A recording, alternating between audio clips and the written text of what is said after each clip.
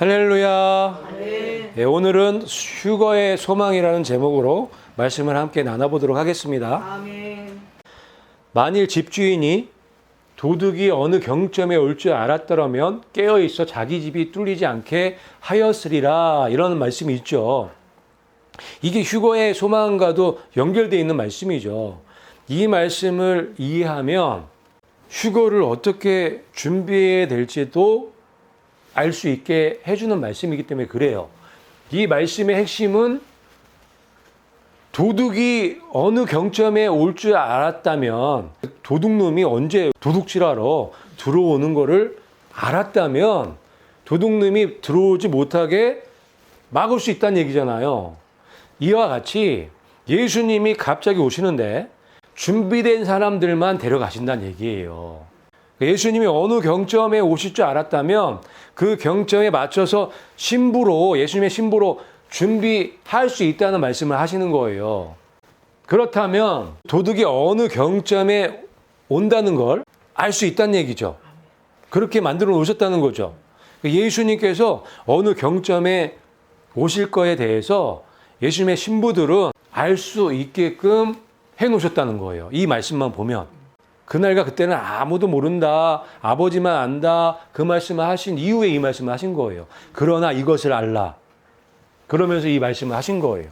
도둑이 어느 경점에 오는 줄을 알 수 있다면 도둑을 막을 수 있는 방법이 있다는 말씀이잖아요. 마찬가지로 예수님이 어느 경점에 오신다는 것을 알면 맞을 준비를 할 수가 있다는 그 말씀을 하신 거예요. 그 얘기는 그렇게 하나님이 시스템을 만들어 놨다는 거예요. 알 수 있게끔. 어떻게? 예언의 말씀을 통해서 어느 경점에 오실 것을 알 수 있게끔 해놓으셨다는 거예요. 그래서 말씀을 연구하라고 말씀하시는 거예요. 말씀을 연구해서 그것을 보고 깨어나서 준비하고 있으라는 말씀을 해놓으신 거예요. 휴거의 소망을 가진 우리들에게는 너무너무 중요한, 아주 귀한 말씀이죠. 너무너무 좋은 말씀이에요. 왜? 그날이 어느 경점에 있을 줄을 알 수 있게끔 해놓으셨다는 단서의 말씀이기 때문에, 이 말씀 때문에 휴거의 소망이 더 불일 듯 일어날 수 있는 거예요. 그래서 휴거의 소망을 가진 우리들은 예언의 말씀을 부지런히 연구해야 되는 거예요. 아모스 3장 7절에 이 말씀 있죠. 자기의 비밀을 그 종 선지자들에게 보이지 아니하시고는 결코 행하심이 없으시리라. 아멘. 하나님께서는 자기의 비밀을 대언자들에게 반드시 먼저 보여주시고 그 다음에 행하신다는 거예요. 그 얘기는 성경 66권 말씀에 하나님의 이 비밀이 다 기록되어 있다는 거예요. 어느 경점에 오실 것도 기록해 놓으셨다는 얘기죠. 그 말씀을 하시는 거죠. 왜냐하면 자기의 비밀을 종들에게 보이지 않으면, 알려주지 않으면 행하지 않으신다고 했기 때문에 어느 경점에 오실 것도 예언의 말씀을 통해서 기록해 놓으셨다고 우리가 알 수가 있는 거예요. 그래서 예언의 말씀을 우리가 연구하고 우리가 예언의 말씀을 아는 것은 너무너무 중요한 거예요.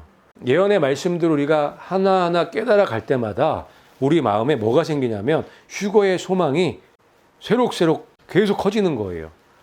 휴거의 소망은 예언의 말씀을 깨달을 때 생기는 거예요. 우리에게는 더 확실한 예언이 있어. 어두운 데를 비추는 등불과 같다는 말씀이 있어요. 등불은 소망이에요. 소망, 비전이란 말이에요. 휴거의 소망을 말씀하시는 거예요. 우리에게 확실한 예언이 있나요? 있잖아요. 성경 66권, 그 중에서 예언의 책들이 있잖아요. 다니엘서, 요한계시록, 그리고 이 선지서들, 이런 아주 놀라운 예언의 책들이 있잖아요. 그 책들이 우리 어두운 데를 비추는 등불과 같은, 그러니까 휴거의 소망을 듬뿍듬뿍 주는 그런 확실한 말씀들이라고 기록해 놓으신 거예요. 날이 새어 샛별이 너희 마음에 떠오를 때까지 너희가 이것을 주의하는 것이 옳으니라. 아멘. 그러니까 이 확실한 예언을 언제까지 연구해야 되냐면 이 날이 새어 샛별이 우리 마음에 떠오를 때까지, 그러니까 예언의 말씀이 깨달아질 때까지, 확신이 올 때까지 연구하라는 말씀이에요. 저 예언의 말씀이 깨달아진다는 건 내 마음에 휴거의 소망이 생겼다는 얘기예요. 그러면 행복할까요? 행복하죠. 여러분, 꿈꾸는 것보다 행복한 게 없어요. 휴거의 소망이 내 가슴에 하나 새겨지잖아요. 그만큼 행복하고 기쁨이 넘치는 거예요. 예수님은 휴거의 소망의 창시자시죠. 휴거의 소망을 우리들에게 주신 분이 예수님이세요. 그래서 예수님께서 부활해서 올라가시기 전에 제자들에게 휴거의 소망을 주시고 올라가시죠. 그 내용이 요한복음 14장에 기록되어 있는 거예요. 너희를 위하여 거처를 예비하면 내가 다시 와서 너희들을 데려간다는 말씀이 있죠. 여기 보니까 너희를 위해서, 여기서 너희는 휴거의 소망을 갖고 있는 모든 사람들을 포함하는 거예요. 너희를 위해서 하나님의 나라에서 거처를 예비하면 다시 온다고 말씀해 주신 거예요. 이게 다시 오신다는 건 예수님의 신보들을 데려가신다는 약속의 말씀이잖아요. 이게 휴거의 소망의 핵심이 되는 말씀인 거예요. 가나안 혼인 잔치 보면은 약혼식을 하고 신랑이 자기 집으로 돌아가죠.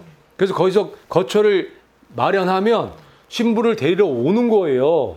그 내용하고 똑같은 말씀이에요. 그러니까 예수님께서 제자들하고 지금 이 약혼식을 하시는 거 어떤 면에서는 이 말씀 자체가 내가 집에 가서 거처를 마련하고 다시 와서 신부를 데려갈 거야. 그 말씀을 하신 거예요. 이 말씀 자체가. 너희를 내게로 영접하여 나 있는 곳에 너희도 있게 하리라. 이 말씀 하시는 거예요. 그러니까 신랑과 신부가 하나가 돼서 이제 영원히 신랑과 신부가 아버지의 집에서 살게 된다는 말씀을 해놓으신 거예요. 그게 휴거인 거예요. 이 말씀을 통해서 휴거의 소망을 우리들에게 주시려고 이 말씀을 해놓으신 거예요. 그래서 사도 바울도 데살로니가 전서 4장 17절에 이 말씀을 해놓으신 거예요. 우리가 구름 속으로 채에 올라가 공중에서 주를 만나리라. 이 말씀을 해놓으신 거예요. 이게 요한복음 14장에서 예수님께서 약속하신 그 휴거의 메시지를 연결해서 사도 바울이 말씀해 놓으신 거예요. 기가 막히게 연결되는 말씀이죠. 예수님이 다시 와서 신부들을 데려가는 그 모습을 이렇게 표현해 놓으신 거예요. 우리가 구름 속으로 채에 올라가 공중에서 예수님을 만나는 사건, 이게 휴거 사건인 거예요. 그러니까 예수님이 요한복음 14장에서 말씀하신 저 약속이 성취되는 날인 거죠. 그게 휴거예요. 이 휴거의 메시지들을 확실하게 깨달을 때 휴거의 소망이 생기고 저 날이 기다려지는 거예요. 마지막 나팔에 순식간에 홀인이 다 변화된다는 말씀도 해놓으셨죠. 같이 연결되어 있는 거예요. 예수님이 다시 오실 때, 그 휴거의 사건이 있을 때 이런 일들이 있을 거라는 것을 기록해 놓으신 거죠. 데살로니가 전서에는 구름 속으로, 그러니까 하늘로 우리가 채에 올라간다는 거예요. 채에 올라가려면 우리가 변화되어야 되죠. 그 말씀은 고린도전서 15장 51절에 기록해 놓으신 거예요. 마지막 나팔에, 저건 떼끼 하가돌이죠. 이리로 올라오라는 소리를 듣고 순식간에 홀연이 다 변화되는 거예요. 누구처럼? 예수님처럼. 우리 육신을 벗어버리고 예수님처럼 완전히 부활하는 사건. 그게 휴거의 사건인 거예요. 그래서 휴거의 소망을 가지고 사는 건 너무너무 중요한 거예요. 상상해 보셨나요? 내가 순식간에 완전히 변하는 거예요. 예수님처럼, 천사들처럼. 상상만 해도 좋잖아요. 그런데 이 말씀을, 그 휴거의 사건을 요한은 이렇게 기록해 놓으셨죠. 계시록 12장 5절에 그녀의 아이가 채에 올라가 그분의 앙자에 이르더라. 이렇게 기록해 놓으신 거예요. 지금 제가 말씀을 드린 거 다 연결해서 보시는 거예요. 예수님이 거처를 예비하면 다시 와서 데려갈 거야. 휴거 시켜줄 거야. 이 말씀을 해놓고 가신 거예요. 그것을 사도 바울은 이렇게 표현한 거예요. 구름 속으로 채에 올라가서 예수님을 만난다고 그렇게 기록해 놓으신 거고, 그때 우리가 완전히 변화된다는 거예요. 예수님처럼, 천사들처럼 변화돼서 예수님을 만난다는 거예요. 그리고 요한은 요한계시록에 그 내용을 이렇게 기록해 놓으신 거예요. 그녀의 아이가 채에 올라가서 하나님의 왕자에 올라가는 거예요. 여기 보면은 채에 올라간다는 말씀이 있죠. 휴거는 채에 올라가는 사건인 거예요. 채에 올라가기 위해서는 우리가 변화가 돼야 되는 거예요. 그게 전체적으로 이 말씀들 안에 다 들어가 있는 거예요. 휴거라는 단어가 성경에 기록되어 있지 않기 때문에 휴거는 없다. 말도 안 되는 소리예요. 휴거에 대한 메시지는 너무 많을 수밖에 없죠. 휴거의 소망이 너무너무 중요하기 때문에. 그래서 이렇게 많이 기록해 놓은 거고, 요거는 일부분이죠. 휴거의 메시지는 너무너무 많아요. 그녀의 아이가 체에 올라간다고 기록해 놓으셨잖아요. 아직도 저 아이가 예수님이라고 믿고 있는 분들이 너무 많기 때문에 요한계시록이 열리지가 않는 거예요. 저기서 저 아이는 예수님일 수가 없는 거예요. 저 아이는 이방 교회일 수밖에 없는 거죠. 이방인의 충만한 숫자가 채워질 때 여자가 이스라엘이죠. 여자가 회복되면서 이 아이는 채워 올라가는 거예요. 그 사건이 휴거 사건인 거예요. 휴거 사건은 바톤 타치와도 연관이 있죠. 이스라엘과 이방 교회의 바톤 타치. 그거를 계시록 12장 5절에 기록해 놓으신 거고, 저 사건이 해달별들의 큰 표적, 2017년 9월 23일 날 있었던 그 표적을 중심으로 저 사건이 있을 것을 계시록 12장에 기록해 놓으신 거예요. 그래서 그 표적은 이미 성취가 됐죠.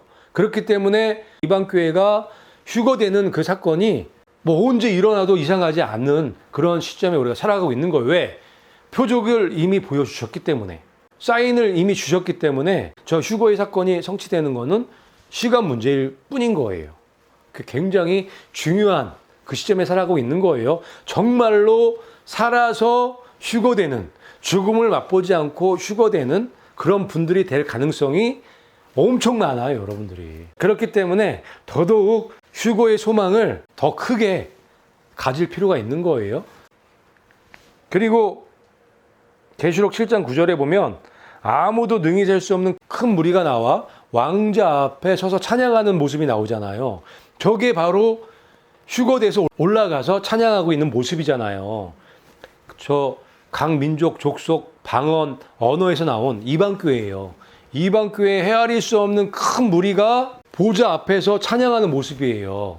보좌 앞에 어떻게 올라갔어요? 체어 올라가서. 어떻게 체어 올라갔어요? 예수님처럼 천사들처럼 변화돼서 체에 올라가서 지금 하나님 보좌 앞에서 찬양하는 그 장면이 7장 9절 말씀인 거예요. 그런데 그 기록되어 있는 장이 7장이에요. 왜 하필 7장에 저 내용을 기록해 놓으셨을까? 왜 이방교회가 하늘에 올라가서 찬양하는 장면이 7장에 기록되어 있을까? 왜냐하면 7장에는 14만 4천 명이 인침맞는 장이기 때문에 그래요. 7장과 12장이 있는데 7장은 14만 4천 명이 인침맞는 장이죠. 그러면서 아무도 능히 셀 수 없는 큰 무리가 하늘에서 하느님 보좌 앞에서 찬양하는 장면이 나오는 거예요. 그래서 요한계시록 7장은 바톤 터치장이에요. 7장에 바톤 타치하는 장면을 기록해 놓으신 거예요. 이스라엘 14만 4천 명은 지금 인침받죠. 사명을 감당하기 위해서 인침을 주시는 거예요. 그런데 아무도 능히 셀 수 없는 각 족속에서 나온 이방 교회는 하늘에 올라가서 찬양하고 있단 말이에요. 바톤 타치 그림이 보이시나요?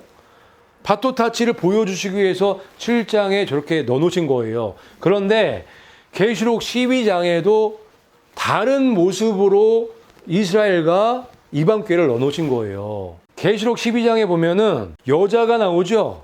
여자가 아이를 임신하고 있죠. 근데 이 아이가 태어나서 하늘로 체에 올라가죠. 똑같은 장면이에요. 7장과 다른 각도에서 보여주신 것 뿐이지. 여자가 이스라엘이에요. 바톤을 타치했죠. 그러니까 이 아이는, 이방 교회인 아이는 체에 올라가죠. 그 사건을 기록해 놓으신 거예요. 그래서 요한계시록 7장과 12장을 같이 보셔야 돼요. 바톤 타치하는 내용이기 때문에. 그렇게 이해를 하시면 이 여자는 이스라엘이고 이 아이가 이방 교회라는 걸 확실하게 알 수 있는 거예요. 여자는 1260일 동안 남겨지죠. 아이는 1260일 시작할 때 체에 올라간단 말이에요. 그렇기 때문에 이 성경이 전체적으로 아주 질서정연하게 돌아가는 거예요. 앞뒤가 딱딱 맞을 수밖에 없겠죠. 그래서 이방인의 충만한 숫자가 채워지면 이스라엘이 회복되어지고 온 이스라엘이 구원받는다는 말씀을 기록해 놓으신 거예요. 그런 사건이 있어야 되잖아요. 그런데 예언의 말씀에는 이방 교회가 먼저 휴거된다고 기록해 놓으신 거예요. 그리고 나서 1260일 후에 이 여자 이스라엘도 휴거된다는 말씀을 기록해 놓으신 거예요. 그래서 이 계시록 7장과 12장은 휴거가 이방 교회부터 일어나고 그 다음에 이스라엘이 휴거될 것을 아주 자세하게 기록해 놓은 장들인 거예요. 그래서 계시록 7장과 12장은 연결되어 있는 거예요. 그래서 이 계시록 12장에도 여자가 나오고 아이가 나오잖아요. 이 계시록 7장에 나오는 14만 4천 명 이방 교회와 이제 연결해서 보시면 되는 거예요. 그래서 이 여자는 이스라엘일 수밖에 없는 거예요. 이 여자 이스라엘이 이방 교회를 낳은 게 맞아요. 이 이스라엘이 없으면 이방 교회가 탄생할 수가 없죠. 그래서 아주 자연스럽게 표현해 놓으신 거예요. 그래서 계시록 7장과 12장은 연결돼 있다. 한 쌍이라고 이해하시면 돼요.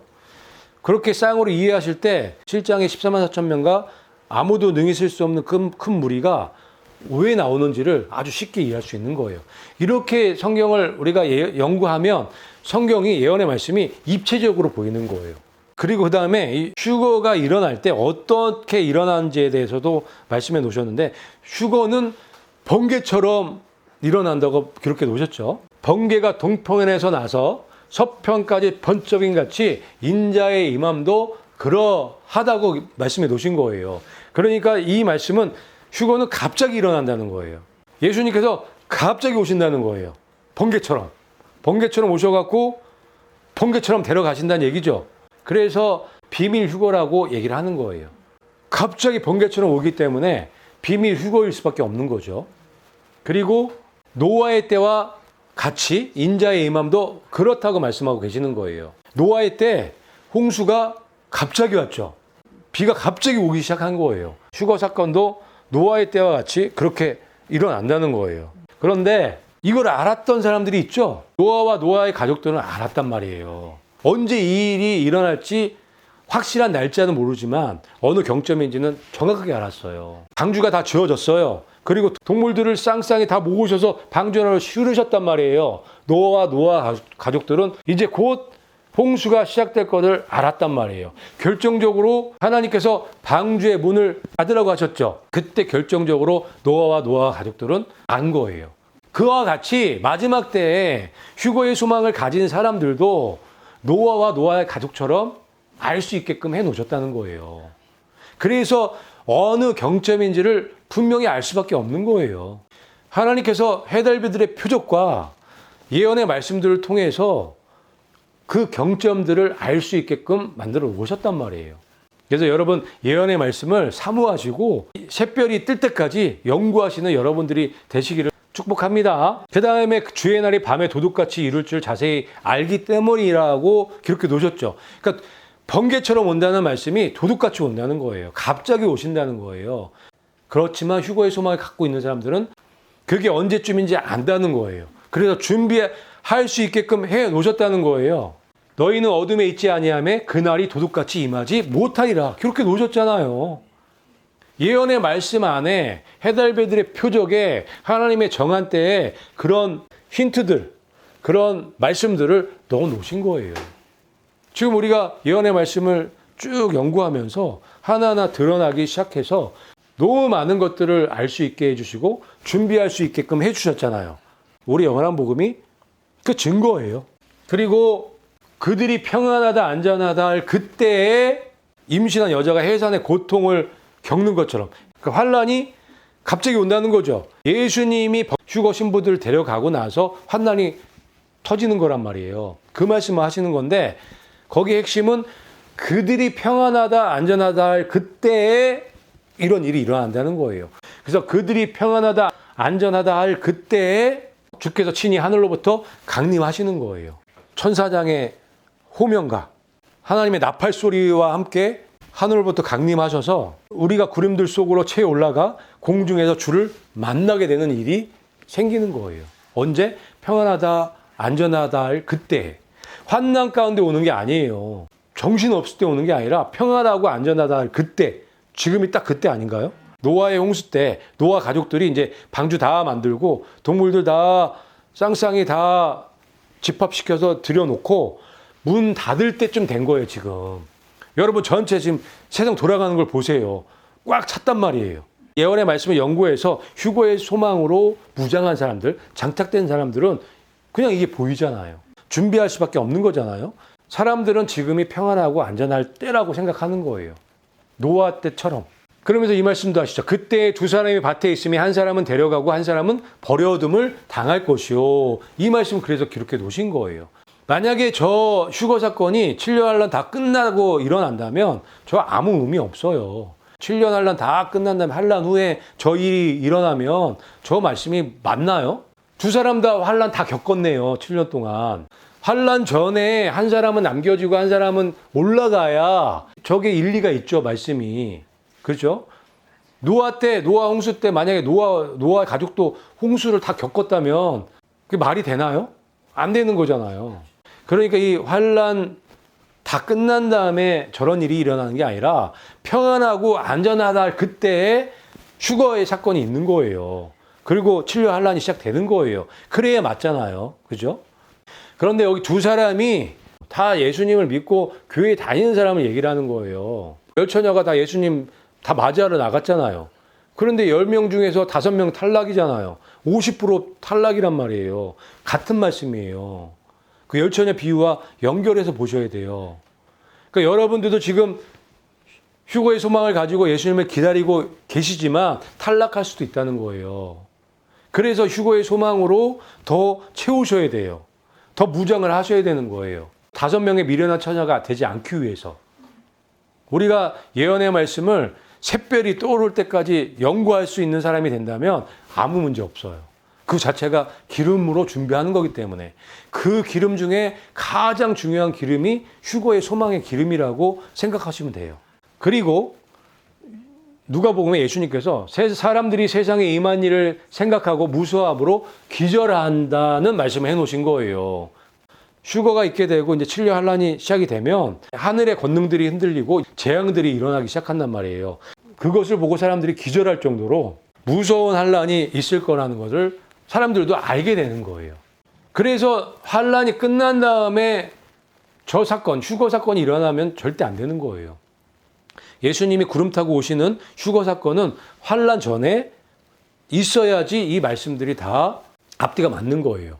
그래서 휴거가 먼저 있고요. 휴거가 먼저 있고 그 다음에 대관식이 진행이 되고 그 다음에 심판이 진행되는 거예요. 예언의 말씀에 기록된 그대로인 거예요. 이렇게 순서가 이렇게 돼야 맞는 거고 하나님께서 어떤 일들을 진행해 가실 때 계획을 세워놓고 절차와 법칙을 준수해서 하신단 말이에요.